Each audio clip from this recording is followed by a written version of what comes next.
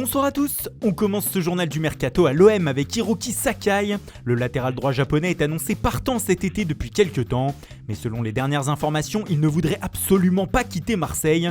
Une bonne nouvelle pour André Villas-Boas et les supporters olympiens. Sur l'autre flanc, le gauche, les Marseillais se seraient positionnés sur le Brésilien de l'Atlético de Madrid, Caio Henrique. Prêté la saison dernière à Grêmio, le joueur de 23 ans ne serait pas dans les plans de Diego Simeone pour cette nouvelle saison. On passe à notre focus du jour sur l'Olympique lyonnais.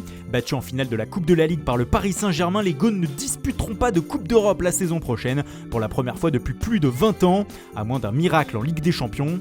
Il va donc falloir tout révolutionner à l'OL après cette saison catastrophique. De nombreux joueurs, notamment des cadres, pourraient plier bagages. On pense bien sûr à Moussa Dembélé qui dispose d'une belle cote en Angleterre, à Houssem Aouar, peut-être la plus forte valeur marchande du club actuellement, ou à Memphis Depay à qui il ne reste plus qu'un an de contrat. Le Borussia Dortmund serait intéressé.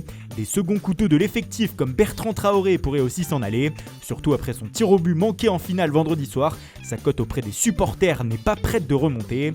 La Première Ligue pourrait être une destination. Pape Cheikh Diop pourrait lui filer à Dijon qui est d'accord avec le milieu de terrain. Raphaël intéresse lui l'Olympiakos alors que Joachim Andersen, décevant la saison passée, est dans le viseur du Torino. Enfin, le jeune Melvin Barr pourrait lui céder aux sirènes du Bayern Munich. L'OL va donc devoir recruter, surtout en défense. Les noms de Mamadou Sakho, de Samuel Gigot du Spartak Moscou ou encore d'Axel Dissassi du Stade de Reims ont été mentionnés ces dernières semaines. Mais pour le moment, le défenseur le plus proche serait un jeune Turc de 18 ans, Cenk Ozatsar, qui joue au Altay SK. Au milieu de terrain, les noms de Aurel Mangala de Stuttgart, de Luis Gustavo du Fenerbahçe Istanbul et de Willan Cyprien de Nice ont été cités en cas de départ de Houssem Aouar. Enfin, devant, Diego Lainez du Betis est dans le viseur de Lyon, alors que le jeune ailier uruguayen de Peñarol, Facundo Pellistri, aurait fait l'objet d'une offre de 7 millions d'euros, mais celle-ci aurait été refusée par le club sud-américain. À Bordeaux, un nouveau directeur sportif serait sur le point d'arriver. Selon nos informations, Alain Roche, actuellement consultant sur Canal+, devrait être intronisé à ce poste la semaine prochaine. Il deviendrait le véritable patron de la politique sportive bordelaise. À l'étranger, le Real Madrid tente de dégraisser son effectif en ce début du mois d'août. Ainsi, Sergio Reguilón, prêté la saison passée au Séville FC, intéresse fortement Everton. Les Toffees auraient formulé une offre de 18 millions d'euros aux merengues pour leurs joueurs. Autre membre de l'effectif madrilène a sans doute plié bagage, Borja Mayoral. Prêté à Levante la saison passée, l'attaquant espagnol pourrait rebondir du côté de la Lazio qu'il a dans le viseur.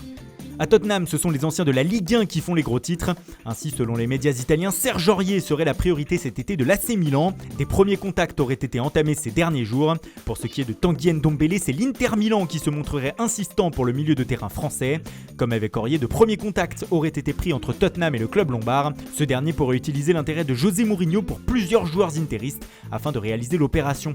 Un mot aussi sur la situation de Chris Smalling. Le défenseur de Manchester United prêté à l'AS Roma cette saison ne pourra pas disputer la fin de la Ligue Europa avec les Romains. Les deux clubs n'ont pas trouvé d'entente pour la prolongation du prêt de l'Anglais jusqu'à la fin août. En revanche, les négociations ne sont pas rompues pour un transfert définitif cet été. Et puis c'est officiel, Lille est parti dans tous les sens ce week-end. Après Sven Botman, les Dogs ont recruté l'attaquant de Beşiktaş, Burak Yılmaz. Il a signé 2 ans. Puis peu de temps après, c'est la pépite mexicaine Eugenio Pizzuto qui s'est engagé. Le prodige est âgé de 18 ans. Du côté des départs, le partenariat avec le club belge de Moucron a fonctionné à plein régime. Ainsi, 5 joueurs lillois ont pris la direction de la Belgique.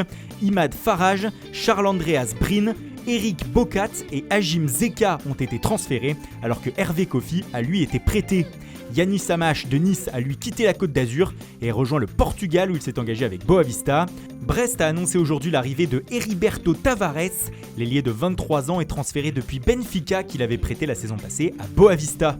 Le jeune attaquant de Tottenham, Troy Parrott, a été prêté par les Spurs une saison à Millwall, club de Championship. Enfin, Marten Stekelenburg, 37 ans, est de retour à l'Ajax. Libre après la fin de son contrat avec Everton, le gardien néerlandais revient dans un club qu'il avait quitté en 2011. Voilà, c'est tout pour aujourd'hui. Bonne soirée à tous et rendez-vous dès demain matin pour de nouvelles informations sur le Mercato.